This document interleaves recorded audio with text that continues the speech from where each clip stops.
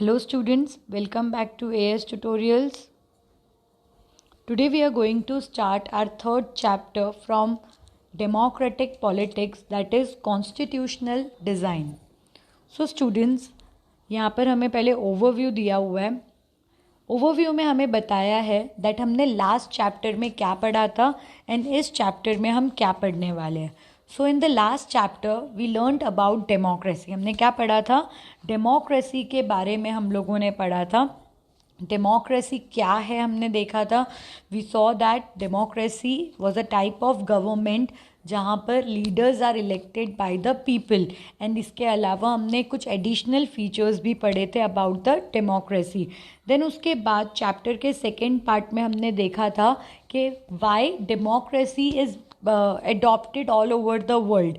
हमने देखा था दैट वर्ल्ड के अंदर मोस्ट ऑफ द कंट्रीज़ जो है वो अब डेमोक्रेटिक गवर्नमेंट फॉलो कर रही है.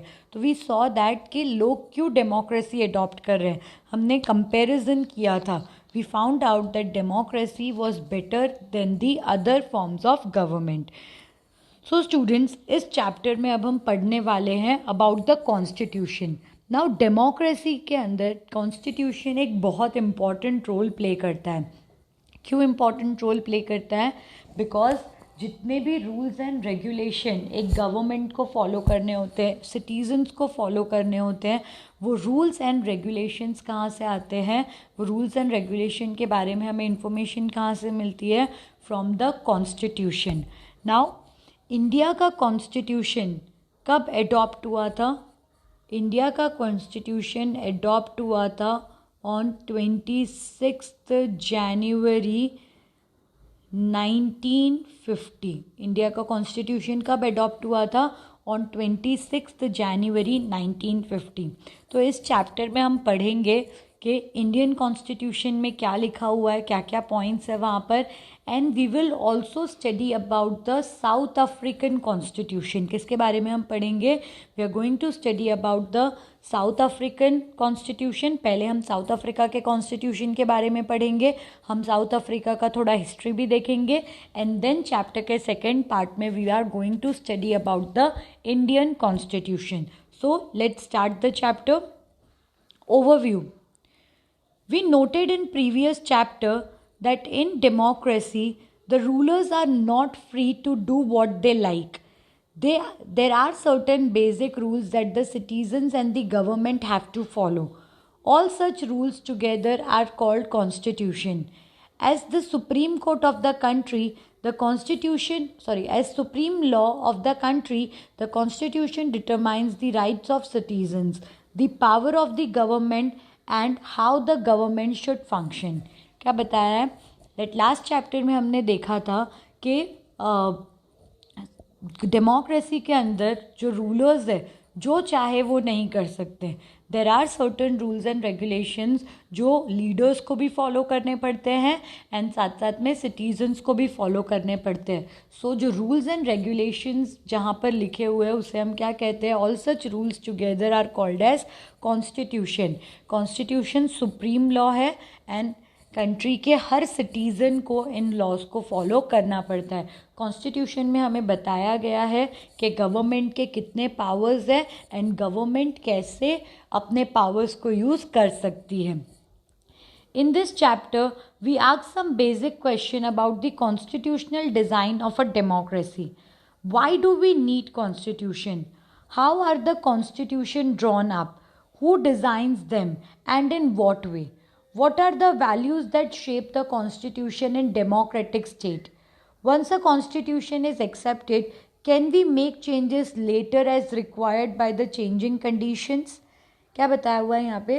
दैट लास्ट चैप्टर में हमने देखा कि रूल्स एंड रेगुलेशंस हमें कॉन्स्टिट्यूशन के अकॉर्डिंगली फॉलो करने पड़ते हैं. सो इस चैप्टर में हम क्या क्या पढ़ेंगे? That we will study about some basic things related to the constitution. हम देखेंगे कि हमें कॉन्स्टिट्यूशन की ज़रूरत क्यों है.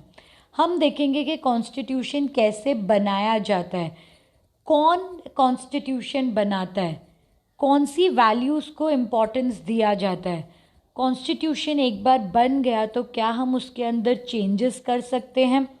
ये सब क्वेश्चन के आंसर्स हम इस चैप्टर के अंदर देखने वाले। What we are going to study, we will study कि हमें कॉन्स्टिट्यूशन की ज़रूरत क्यों है। हम देखेंगे कि कॉन्स्टिट्यूशन कौन डिज़ाइन करता है, कॉन्स्टिट्यूशन में कौन से वैल्यूज़ को इम्पोर्टेंस दिया जाता है, और अगर एक बार कॉन्स्टिट्यूशन बन गया तो क्या हम उस कॉन्स्टिट्यूशन के अंदर चेंजेस कर सकते हैं या नहीं कर सकते। One recent instance of designing constitution for a democratic state is that of South Africa. We begin this chapter by looking at what happened there and how the South Africans went about this task of designing their constitution. Then we turn to how the Indian constitution was made, what its foundational values are, and how it provides a good framework for the conduct of citizens' life and that of the government. Now, इस chapter में हम start जो है वो किससे करने वाले हैं। We are going to start the chapter with the South African constitution. हम देखेंगे कि वहाँ पर क्या हुआ और कैसे साउथ अफ्रीका के लोगों ने कॉन्स्टिट्यूशन फॉर्म किया। देन उसके बाद हम इंडियन कॉन्स्टिट्यूशन के बारे में स्टडी करेंगे। वी विल सी दैट कि इंडियन कॉन्स्टिट्यूशन किन बेसिक आइडियाज़ को रखकर बनाया गया था और इंडियन कॉन्स्टिट्यूशन कैसे इंडिया के सिटीजन्स एंड गवर्नमेंट के लिए रूल्स एंड रेगुलेशंस बनाता है। So let's start the chapter, democratic constitution in South Africa. Okay, so before starting the chapter या before starting about the constitutional design, हम एक बार देखेंगे दैट साउथ अफ्रीका की कंडीशन क्या थी।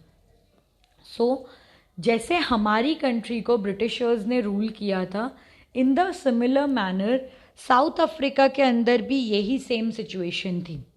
नाउ साउथ अफ्रीका में इवन आफ्टर इंडिपेंडेंस रूल किसका चल रहा था? वाइट्स का। किसका चल रहा था? वाइट्स कौन थे? The Europeans. जैसे हमारी कंट्री के अंदर यूरोपियंस आए, उन्होंने हमें रूल किया, in the similar manner south Africa के अंदर भी यूरोपियंस गए और यूरोपियंस ने साउथ अफ्रीकन्स को रूल किया। Now after that South Africa के अंदर डिस्क्रिमिनेशन होने लग गया। क्या होने लग गया? डिस्क्रिमिनेशन। डिस्क्रिमिनेशन किसके बेसिस पर था? It was on the basis of skin colour. किसके बेसिस पर था? It was on the basis of skin colour. Now we all know कि जो साउथ अफ्रीका के नेटिव्स हैं, मतलब वहाँ से जो ओरिजिनली बिलोंग करते हैं, उनका स्किन कलर डार्क है। करेक्ट, वी नो के जो साउथ अफ्रीका के नेटिव्स है जो वहाँ से बिलोंग करते हैं, उनका कलर डार्क है due to the climatic conditions. And जो यूरोपियंस है उनका कलर जो था वो वाइट था, फेयर था। ठीक है, सो ये कलर के बेसिस पर साउथ अफ्रीका के अंदर डिस्क्रिमिनेशन हो रहा था। ब्लैक्स को, कलर्ड पीपल को डिस्क्रिमिनेट किया जाता था, उनके लिए लॉज बहुत स्ट्रिक्ट थे। So we will see that कि कैसे ये एंड हुआ और कैसे नया कॉन्स्टिट्यूशन फॉर्म हुआ। ये नेल्सन मंडेला की स्पीच है। सो लेट्स सी उन्होंने अपनी स्पीच में क्या बोला हुआ है। I have fought against white domination and I have fought against black domination. I have cherished the ideal of democratic and free society in which all persons live together in harmony and with equal opportunity. It is an ideal which I hope to live for and to achieve. But if needed, it is an ideal for which I am prepared to die. ये किसकी speech है? This is the speech given by Nelson Mandela. उन्होंने अपनी speech में क्या बोला है? That मैंने वाइट एंड ब्लैक डोमिनेशन के अगेंस्ट फाइट किया है। मैं कंट्री के अंदर से इनइक्वालिटीज़ को ख़त्म करना चाहता हूँ। मैं एक ऐसी सोसाइटी चाहता हूँ, मैं एक ऐसी कंट्री चाहता हूँ जहाँ पर सब लोग अच्छे तरीके से रहते हैं, जहाँ पर हर पर्सन को इक्वल अपॉर्चुनिटीज़ मिलती है, कलर के बेसिस पर डिस्क्रिमिनेशन नहीं होता है। ही सेड कि ये एक ऐसा आइडिया है जिसके लिए मैंने अपनी पूरी लाइफ स्पेंड की है। मतलब मैंने अपनी लाइफ में जो कुछ भी किया है वो कंट्री के अंदर इक्वालिटी लेकर आने के लिए किया है। मैंने ये सब चीज़ें डिस्क्रिमिनेशन एंड करने के लिए की है। एंड ये एक ऐसा आइडिया है जिसके लिए मैं अपनी लाइफ भी सेक्रीफाइस कर सकता हूँ।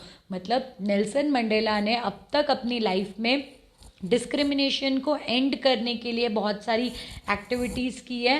एंड ही सेड दैट कि अगर उसके लिए मतलब डिस्क्रिमिनेशन एंड करने के लिए अगर उनको उनकी लाइफ भी सेक्रीफाइस करनी पड़ेगी तो वो अपनी लाइफ सेक्रीफाइस करने के लिए भी रेडी है।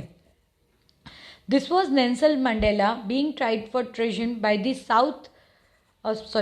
The white South African government. He and 7 other leaders were sentenced to life imprisonment in 1964 for daring to oppose the apartheid regime in his country. He spent the next 28 years in South Africa's most dreaded prison, Robben Island. क्या बताया हुआ है यहाँ पे that ये जो words ऊपर हमने पढ़े ये वर्ड्स किसके थे? This were the words by Nelson Mandela.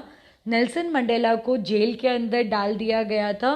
क्यों जेल के अंदर डाला था? नेल्सन मंडेला के साथ उनके 7 अदर कंपेनियंस थे। इन सब लोगों को जेल के अंदर डाल दिया था। जेल के अंदर क्यों डाला था? Because they were fighting against the apartheid system. मतलब जो डिस्क्रिमिनेशन हो रहा था on the basis of skin colour, उस डिस्क्रिमिनेशन के अगेंस्ट नेल्सन मंडेला और उनके 7 अदर कलीग्स ने फाइट किया था। And due to that reason जो साउथ अफ्रीका की गवर्नमेंट थी उस गवर्नमेंट ने नेल्सन मंडेला और उनके साथियों को, अदर लीडर्स को जेल के अंदर डाल दिया था। जेल में कब डाला गया था? In the year 1964।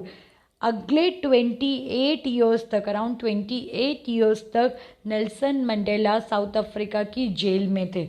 Nelson Mandela के साथ और भी उनके अदर लीडर्स थे। See this is the warning जो साउथ अफ्रीका में बहुत सारे प्लेसेस पर लगी हुई होती है। क्या दिया हुआ है यहाँ पे? नेटिव्स। नेटिव्स मतलब कौन है? जो साउथ अफ्रीकन्स है, जो वहाँ के ही हैं। Natives, Indians and coloured. Coloured मतलब जो फेयर नहीं है, जो डार्क भी नहीं है, जो फेयर भी नहीं है, जिनका मिक्स्ड कलर है, वो भी इंडियंस भी, और नेटिव्स मतलब blacks, Indians and coloured. If you enter this premises at night you will be listed as missing. Armed guards shoot on sight. Savage dogs devour the crops. You have been warned. क्या लिखा हुआ है यहाँ पे इस notice के अंदर कि अगर इस प्रीमाइसेस के अंदर आप लोग रात को एंटर करते हो तो आप मिसिंग हो जाओगे। जो गार्ड्स वहाँ पर है, जो सिक्योरिटी वहाँ पर है, वो आपको देखते साथ गोली मार देंगे और आपकी डेड बॉडीज़ को भी आपकी फैमिली तक नहीं पहुंचाया जाएगा। जो डॉग्स है उनको आपकी डेड बॉडी दे दी जाएगी। This was the notice return in South Africa. और ये नोटिस ऐसे बहुत सारी प्लेसेस पर होता था। जैसे अगर किसी के घर पे डॉग है तो वो लोग लगाते हैं ना कि बीवेयर ऑफ डॉग, कुत्तों से बच के रहना। सो ऐसे नोटिस यहाँ पर लगाए जाते थे। साउथ अफ्रीका में बहुत सारी प्लेसेस पर ऐसे नोटिस होते थे कि अगर आपने ये प्रीमाइसेस को एंटर किया, अगर आपने इस जगह को एंटर किया तो आपको ऑन द स्पॉट मार दिया जाएगा। एंड आपकी डेड बॉडीज़, आप कहाँ लापता हो गए, आपकी बॉडीज़ कहाँ गई, इसका भी किसी को पता नहीं चलेगा। ऐसा सिस्टम था साउथ अफ्रीका का। एंड इसके against Nelson Mandela and other leaders ने फाइट किया था। Struggle against apartheid. Apartheid was the name of the system for racial discrimination unique to South Africa. The white Europeans imposed this system on South Africa. During the 17th and the 18th century, the trading companies from Europe occupied it with arms and forces in the way they occupied India. But unlike India, a large number of whites have settled in South Africa and became the local ruler. The system of apartheid divided the people and labeled them on the basis of their skin color. The native people of South Africa are black in color. They made up about 3/4 of the population and were called as blacks. Beside these two groups, there were people as mixed races who were called colored, and people who migrated from India. The white ruler treated all non-whites as inferior. The non-whites did not have the voting rights. अभी यहाँ पे हमें थोड़ा apartheid के बारे में बताया है। अपार्थाइड सिस्टम क्या है? It is the system of discrimination. ये डिस्क्रिमिनेशन जो है वो किसके बेसिस पर किया जाता है? This discrimination is done on the basis of skin colour. किसके बेसिस पर ये डिस्क्रिमिनेशन होता है? This discrimination is done on the basis of skin colour. Colour के बेसिस पर यहाँ पे लोगों को डिस्क्रिमिनेट किया जाता है एंड जो नॉन वाइट्स है उनको इंफीरियर कंसिडर किया जाता है। अब यहाँ पे हमें थोड़ा हिस्ट्री बताया हुआ है कि जैसे इंडिया के अंदर यूरोपियंस आए थे ट्रेड करने के लिए, in the similar manner Africa के अंदर, साउथ अफ्रीका के अंदर भी यूरोपियंस ट्रेड करने गए थे। बट सिचुएशन क्या थी? दैट इंडिया में इंडिपेंडेंस के बाद ज़्यादा वाइट्स सेटल नहीं हुए, वो सब वापस चले गए। बट साउथ अफ्रीका के अंदर जो वाइट्स थे वो सेटल हो गए एंड धीरे धीरे करके वहाँ के लोकल रूलर बन गए। रूलर्स बनने के बाद उन्होंने लॉज ऐसे फॉर्म किए दैट जो नॉन वाइट्स है उनके पास इक्वल राइट्स नहीं थे। सी, इंडिया और साउथ अफ्रीका दोनों को यूरोपियंस ने कॉन्कर किया था, दोनों पर रूल किया था, बट दोनों में एक सिंपल डिफरेंस क्या था? दैट इंडिपेंडेंस के बाद इंडिया से ये लोग चले गए थे। कौन? यूरोपियंस चले गए थे। इंडिया में यूरोपियंस सेटल नहीं हुए थे, बट अफ्रीका के अंदर यूरोपियंस सेटल हो गए। सेटल होने के बाद वो लोग वहाँ के लोकल रूलर्स बन गए। लोकल रूलर बनने के बाद उन्होंने अपार्थाइड सिस्टम फॉर्म किया एंड ये अपार्थाइड सिस्टम में वो लोग क्या करते हैं? स्किन कलर के बेसिस पर लोगों को डिस्क्रिमिनेट किया जाता है। जो अफ्रीका के नेटिव्स हैं, नेटिव्स मतलब जो लोग हमेशा से अफ्रीका में ही रहते हैं, जैसे हम इंडियंस हैं वैसे जो अफ्रीकन्स हैं, अफ्रीकन्स का स्किन कलर जो था वो ब्लैक था एंड इसीलिए उनको क्या बोला जाता था? ब्लैक्स बोला जाता था। साउथ अफ्रीका के अंदर 3 कैटेगरी थी। पहली कैटेगरी थी वाइट। पहली कैटेगरी कौन थी? White. Who were whites? This were the European rulers जो साउथ अफ्रीका में ही सेटल हो गए। फिर दूसरी कैटेगरी थी ब्लैक्स। दूसरी कैटेगरी कौन सी थी? ब्लैक्स की कैटेगरी। ब्लैक्स कौन थे? They were the native south Africans, उनकी ही खुद की कंट्री थी वो। और तीसरी कैटेगरी कौन सी थी? The third category was coloured.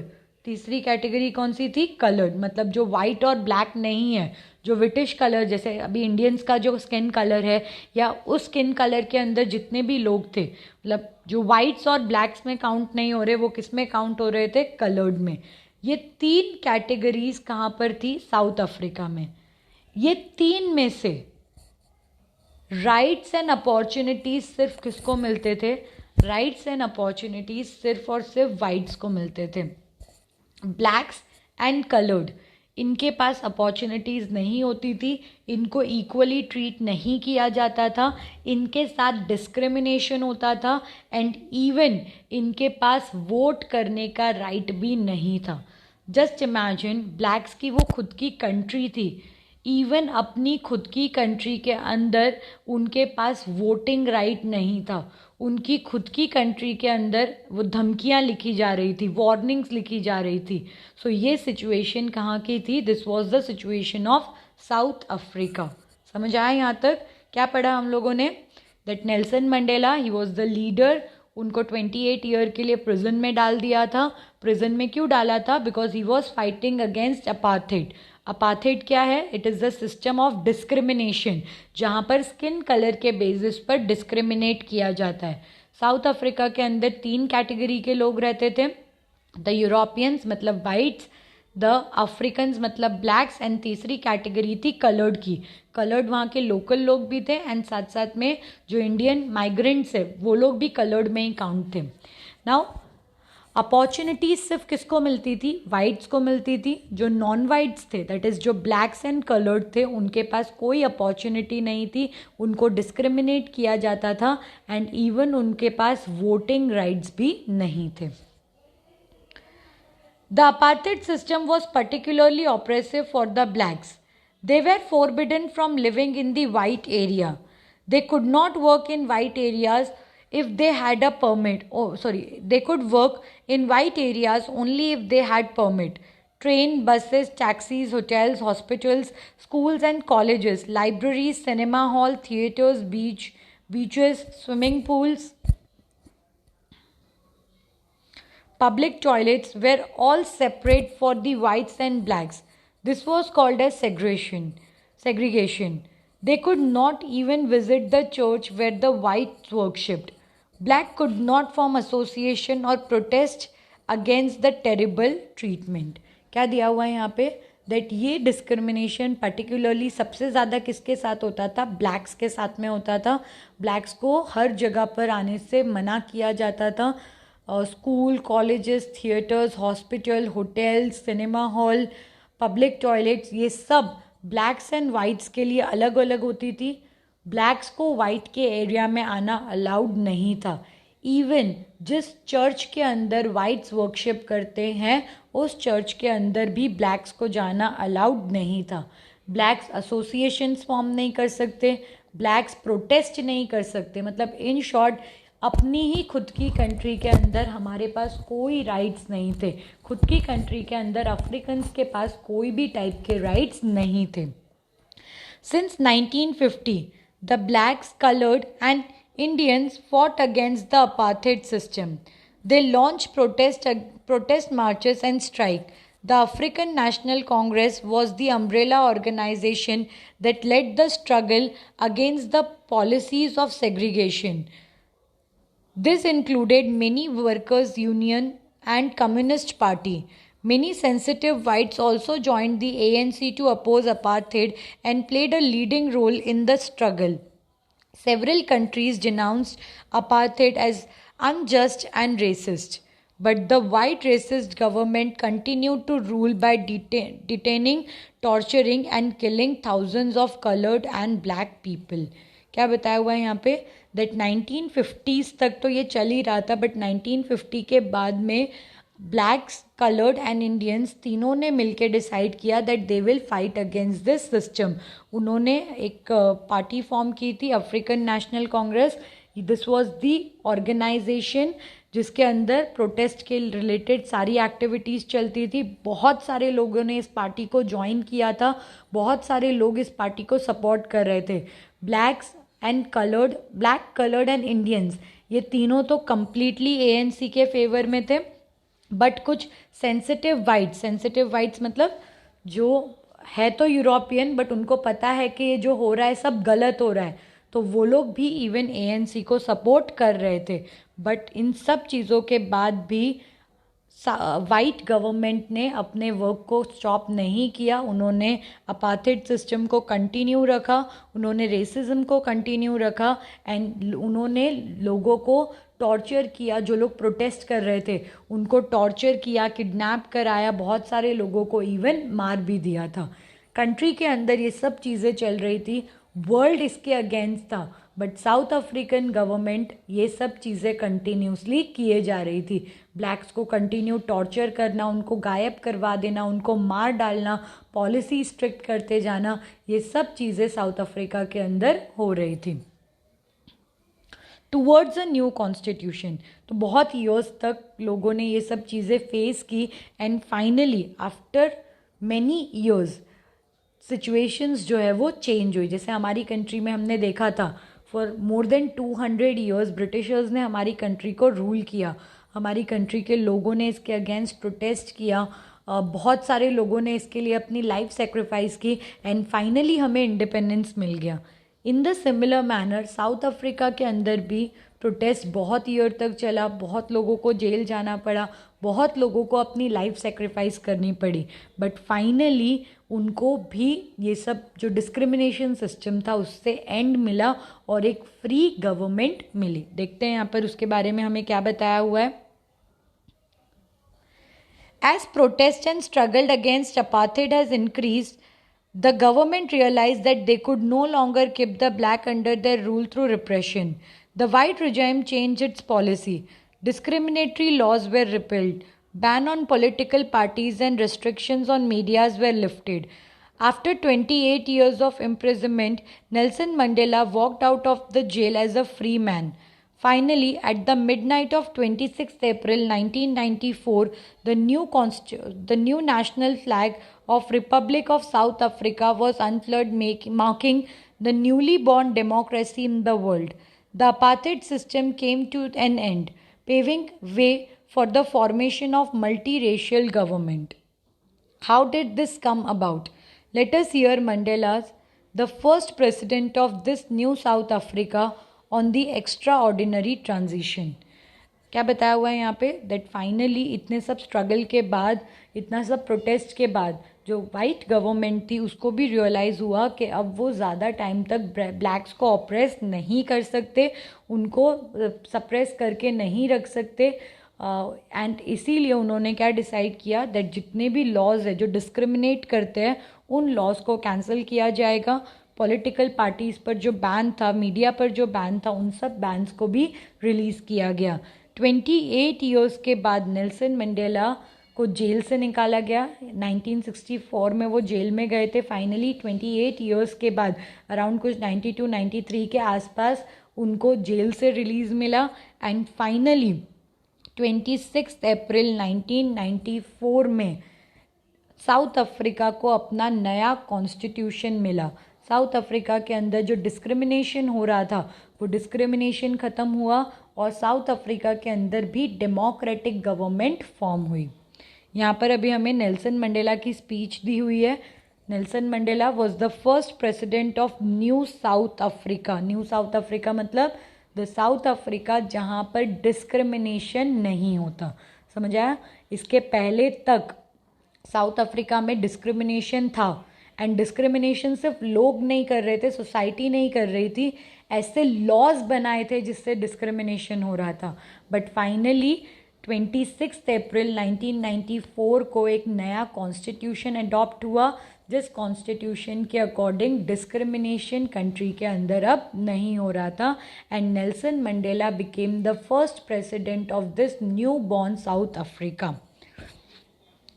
Historical enemies succeeded in negotiating a peaceful transition. ये नेल्सन मंडेला की स्पीच है, जो स्पीच उन्होंने साउथ अफ्रीका का प्रेसिडेंट बनने के बाद दी थी।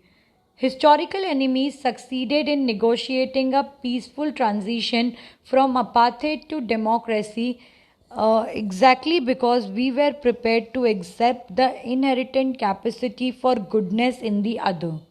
My wish is that South Africans never give up on the belief in goodness, that they cherish that faith in human beings is the cornerstone of our democracy. उन्होंने क्या बोला था? That ये एक हिस्टोरिकल इवेंट है। इस event में हम देख रहे हैं कि कैसे जो पहले एनिमीज़ थे, ब्लैक्स वाइट के अगेंस्ट थे, वाइट ब्लैक्स के अगेंस्ट थे, तो हम यहाँ पर देख रहे हैं कि कैसे जो एनिमीज़ है उन एनिमीज़ ने अपनी दुश्मनी को ख़त्म किया है एंड फाइनली वो एक पीसफुल पाथ पर चलने के लिए रेडी है। अपार्थाइड सिस्टम को एंड करके हम डेमोक्रेसी की तरफ आगे बढ़ रहे हैं। ये कैसे पॉसिबल हो पाया है? बिकॉज अफ्रीका के लोगों ने एक दूसरे के अंदर जो अच्छाई है उसको इम्पोर्टेंस दिया। अफ्रीका के लोगों ने पास्ट को भूलने का डिसाइड किया। अफ्रीका के लोगों ने डिसाइड किया कि हम लोग ह्यूमैनिटी पर फेथ रखेंगे and due to that reason आज हम लोग अपार्थाइड को एंड करके डेमोक्रेसी तक पहुंच पाए हैं। After the emergence of new democratic South Africa, black leaders appealed to fellow blacks to forgive the whites for the atrocities they had committed while in power. They said, "Let us build a new South Africa based on equality for all races and men and women, on democratic values, social justice and human rights. The party that ruled through oppression and brutal killings and the party that lead the freedom struggle set together to draw up the common constitution." क्या बताया हुआ है यहाँ पे? That South Africa के जो leader थे उन्होंने अपने लोगों से अपील किया, उन्होंने ब्लैक से अपील किया दैट वो वाइट्स को फॉरगिव करे, क्योंकि वाइट्स जब पावर में थे तो उन्होंने ब्लैक्स के साथ बहुत गलत चीज़ें की थी। सो साउथ अफ्रीका के leader that is Nelson Mandela ने क्या बोला? दैट अगर हम पास्ट को लेकर बैठे रहेंगे, अगर हम पावर में आकर वाइट्स के साथ डिस्क्रिमिनेशन करेंगे तो ये सब चीज़ें कभी एंड ही नहीं हो पाएगी, डिस्क्रिमिनेशन कभी ख़त्म ही नहीं हो पाएगा। इसलिए उन्होंने कहा दैट फॉरगिव द वाइट्स, जो उन्होंने किलिंग किया है, जो भी उन्होंने किया है, उन सब चीज़ों को भूलकर हमें एक नए कल की तरफ बढ़ना है। हमें डिसाइड करना है, हमें एक ऐसी कंट्री फॉर्म करनी है, एक ऐसा साउथ अफ्रीका बनाना है जिस साउथ अफ्रीका के अंदर इक्वालिटी है, equality for everyone, equality for whites, equality for black, equality for men and equality for women. And finally इन लोगों ने मिलकर अपना नया कॉन्स्टिट्यूशन डिज़ाइन किया। After 2 years of discussion and debate, they came out with one of the finest constitution the world has ever had. This constitution gave its citizens the most extensive rights available in the country. Together they decided that in search for a solution to the problem, nobody should be excluded. No one should be treated as a demon. They agreed that everybody should become the part of the solution, whatever they might have done or represented in the past. The preamble of South African government sum up this spirit. The South African Constitution inspires the democrats all over the world. They stated a state denounced by the entire world till recently as the most undemocratic one is now as seen as the model of democracy. What made this change possible was the determination of people of South Africa to work together to transform bitter experience into binding glue of a rainbow nation. Speaking on South Africa's constitution, Mandela said, पहले एक बार ये पढ़ते फिर देखते हैं Nelson Mandela ने क्या बोला था। Okay, now finally south Africa के अंदर डिस्क्रिमिनेशन ख़त्म हुआ, डिसाइड हुआ था कि इक्वालिटी की तरफ हमें आगे बढ़ना है। एंड 2 ईयर के कंटिन्यू डिस्कशन एंड डिबेट्स के बाद साउथ अफ्रीका का एक नया कॉन्स्टिट्यूशन फॉर्म हुआ and that constitution is considered to be one of the finest constitution in the whole world. जिस कंट्री के लिए लोग बोल रहे थे दैट ये कंट्री के अंदर इक्वालिटी नहीं है, ये सब चीज़ें बोल रहे थे, वही कंट्री के कॉन्स्टिट्यूशन को अब रोल मॉडल की तरह कंसिडर किया जाता था। मतलब वी कैन से दैट कि साउथ अफ्रीका ने अपने जो पास्ट एक्सपीरियंसेस थे उन एक्सपीरियंसेस को बिहाइंड लीव किया एंड देन दे डिसाइडेड कि उनको एक ऐसी कंट्री में रहना है, एक ऐसा प्लेस बनाना है इस कंट्री को जहाँ पर कोई भी टाइप का डिस्क्रिमिनेशन नहीं हो रहा।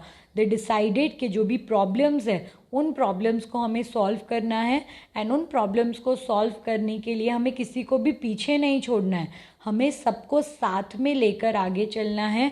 ये एक कंट्री है, यहाँ पर जो लोग रहते हैं वो भी सिमिलर है, इसलिए हमें एक ऐसा कॉन्स्टिट्यूशन बनाना है जिस कॉन्स्टिट्यूशन में सबको इक्वल राइट्स मिले, सिटीजन्स अपने मैक्सिमम राइट्स को एंजॉय कर पाए। एंड इस वजह से उनका ये जो थिंकिंग था दैट हमें एक साथ रहना है, हमें इक्वालिटी को प्रमोट करना है, इस वजह से they were able to make the finest constitution of the world. जिस कंट्री को मैंने जैसे बताया आपको दैट जिस कंट्री को के बारे में लोग बोल रहे थे दैट ये कंट्री डेमोक्रेटिक नहीं है, ये सब चीज़ें जो बोली जा रही थी, अब वो कंट्री का constitution has become the role model for democracy.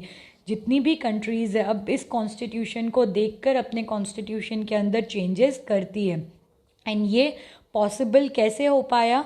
Because south Africa के लोगों को एक साथ वर्क करना था, उनको अपने बिटर एक्सपीरियंसेस को एक बेटर फॉर्म में कन्वर्ट करना था and that is the reason they were able to make the better constitution. Constitution पर नेल्सन मंडेला ने क्या बताया? The Constitution of South Africa speaks of both past and the future. On the one hand, it is solemn pact in which we as South Africans declare to one another that we shall never permit a repetition of the racist, brutal and repressive past. But it is more than that. It is also a charter for the transformation of the country into one which is truly shared by all its people. A country which in the fullest sense belong to all of us, blacks, whites, women and men. क्या बताया हुआ है यहाँ पे कि south Africa का जो constitution है, नेल्सन मंडेला ने क्या बताया दैट साउथ अफ्रीका का जो कॉन्स्टिट्यूशन है वो पास्ट और फ्यूचर दोनों के बारे में बता रहा है। उस कॉन्स्टिट्यूशन के अंदर लिखा है दैट पास्ट में हमारे साथ जो हुआ है, पास्ट में जो रेसिज्म हुआ है, जो डिस्क्रिमिनेशन हुआ है, इतना किलिंग हुआ है, ये सब चीज़ें चाहे कुछ भी हो जाए, हम ये सब चीज़ें वापस रिपीट नहीं होने देंगे। इसके अलावा कॉन्स्टिट्यूशन में ये भी बताया गया है that South Africa is the country जो सबके लिए है। साउथ अफ्रीका उसके हर एक सिटीज़न के लिए है। ये कंट्री हम सबकी है, हम सब मिलकर इस कंट्री में रहेंगे, हम सबको equal rights and equal opportunities दिया जाएगा। साउथ अफ्रीका के अंदर कभी भी कोई भी टाइप का डिस्क्रिमिनेशन नहीं होगा, ना ब्लैक एंड वाइट में डिस्क्रिमिनेशन किया जाएगा और ना ही मेन एंड वुमेन में कोई भी डिस्क्रिमिनेशन होगा। This was the Mandela's word on the constitution. So यहाँ पर अभी हमने साउथ अफ्रीका के बारे में स्टडी किया। We saw that South Africa की कंडीशन क्या थी। हमने देखा दैट साउथ अफ्रीकन गवर्नमेंट ने कैसे चेंजेस लेकर आए, उन्होंने एक नया कॉन्स्टिट्यूशन बनाया। ये हमने साउथ अफ्रीका के बारे में देखा। अब हम अगले पॉइंट में क्या देखेंगे, we will see this in the next lecture that हमें कॉन्स्टिट्यूशन क्यों चाहिए। हमने साउथ अफ्रीका में देखा कि कॉन्स्टिट्यूशन बना, पहले क्या सिचुएशन थी, बाद में कॉन्स्टिट्यूशन में क्या चेंजेस किए। बट साउथ अफ्रीका क्या कॉन्स्टिट्यूशन था, वो समझने से पहले वी हैव टू अंडरस्टैंड कि कॉन्स्टिट्यूशन हमें चाहिए ही क्यों। Why do we need the constitution. Constitution के बिना क्या डेमोक्रेसी सर्वाइव कर सकती है? क्या कॉन्स्टिट्यूशन के बिना सिटीजन्स रह सकते हैं? कॉन्स्टिट्यूशन क्यों ज़रूरी है? कॉन्स्टिट्यूशन में ऐसी क्या चीज़ें हैं जो उसको एक इम्पॉर्टेंट डॉक्यूमेंट बनाती है? ये हम अपने अगले लेक्चर में पढ़ेंगे। आज हमने सिर्फ क्या पढ़ा? We studied about the South African story. हमने अपार्थाइड सिस्टम के बारे में पढ़ा।